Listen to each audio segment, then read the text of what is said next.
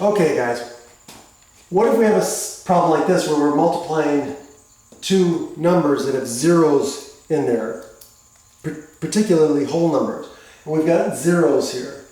So think about it. What would we do? Well, let's do what we normally do. So 2600 times 70. Right, well what happens if I start with this digit? Well, I'm going to get 0 times this, 0 times this, 0 times this, 0 times this, which is just going to be 0, right? And so I'm going to go over to the next one because all this is just going to be zeros, 0, 0, 0, right? So if I then go to the 7, I multiply this, well 7 times this is 0, 7 times this is 0, so I'm going to get 0 here and a 0 here, and then I'm going to get 7 times 6, and then 2 times 7.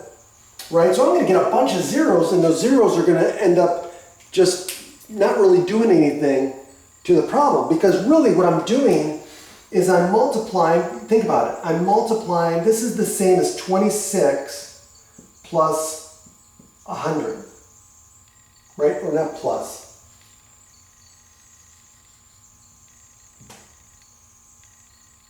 (26) times 100. And this is 7 times 10. So what you can do is you can drop the tens for a moment. Ignore the zeros.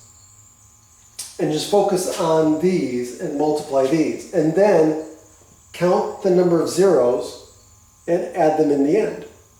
Okay? So what we can do is we can say, okay, what's 7 times 26.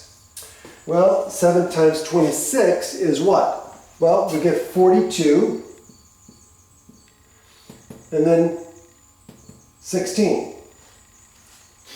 And now, how many zeros did we drop? We dropped 1, 2, 3. So that's 10, 100, 1,000, right? So we're going to multiply back 1,000. So this is going to be 1, 2, 3. We add the 3 zeros back on. And so the answer is 164,000. So a lot of times if you have trailing zeros in whole numbers, you can ignore all of the trailing zeros, multiply what's left over, and then add the zeros back on in the end. Makes multiplication easier in a lot of cases. Okay, have a great day.